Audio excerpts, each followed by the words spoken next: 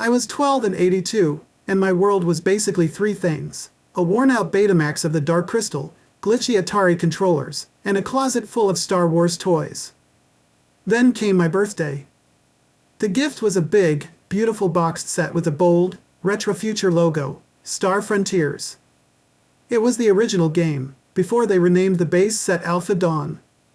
This wasn't just my first sci-fi RPG, it was my first RPG, period, and the game that flipped the power switch on my imagination for good. I wouldn't touch Dungeons and Dragons until later, but Star Frontiers was the game that showed me the magic of tabletop storytelling, setting me on a path that led through West End Star Wars and beyond. If you're only used to today's super complex TTRPGs, let me tell you, this was the pure, uncut, space western that hooked a generation. Forget the detailed rules of Traveler. Star Frontiers was all about getting to the action, feeling like a Han Solo straight out of a Saturday morning cartoon, and building a world that was truly your own. The look, a classic '80s aesthetic in a box. When I cracked that box open, it was cinematic. The cover art, all sleek ships and heroic poses by the great Larry Elmore, looked like a movie poster I desperately wanted to hang in my room. The game wasn't just a book, it was an experience. The original boxed set was a deluxe product packed with gorgeous maps, 2 10-sided dice, and a big sheet of cardboard counters. For a kid more familiar with board games and 8-bit graphics, those physical pieces, like the tactile map and the chunky tokens, made the abstract concept of role-playing more approachable and tangible. It was a brilliant move by TSR.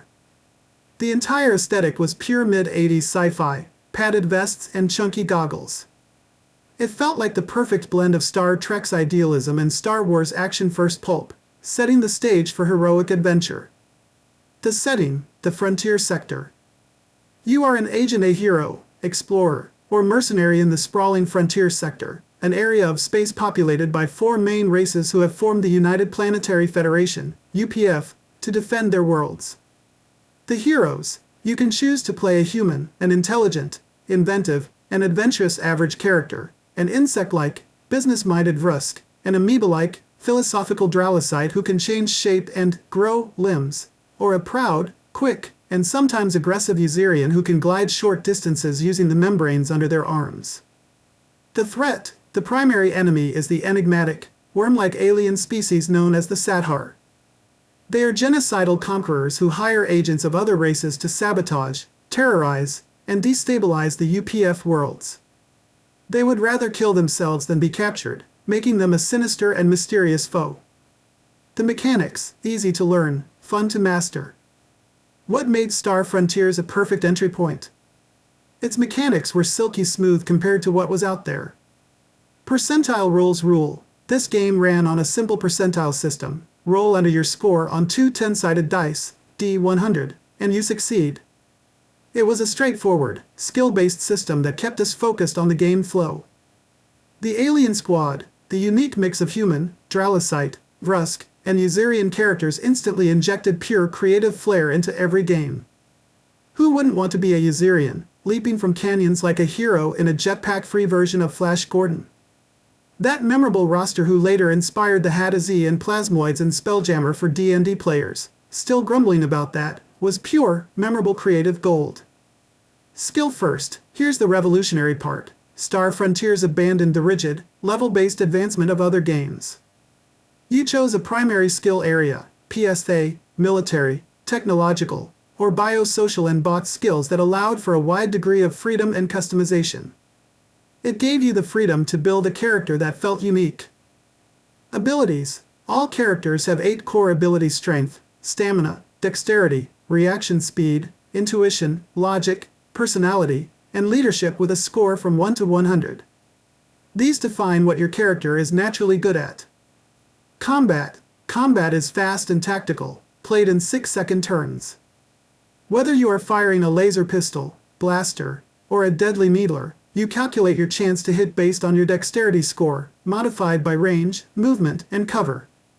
Defense. You manage stamina, health, and equip your character with defensive power screens and suits that block different types of weapon damage, like lasers, sonic attacks, or ballistic fire.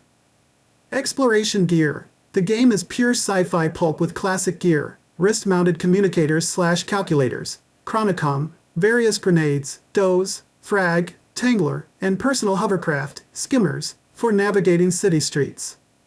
Sure, the initial ground combat was somewhat slow and monotonous, and the biggest initial criticism was the complete absence of rules for spaceships.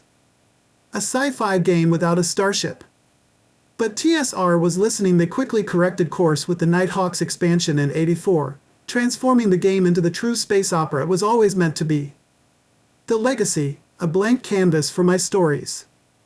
For me, Star Frontiers wasn't just a game, it was my first lesson in world building.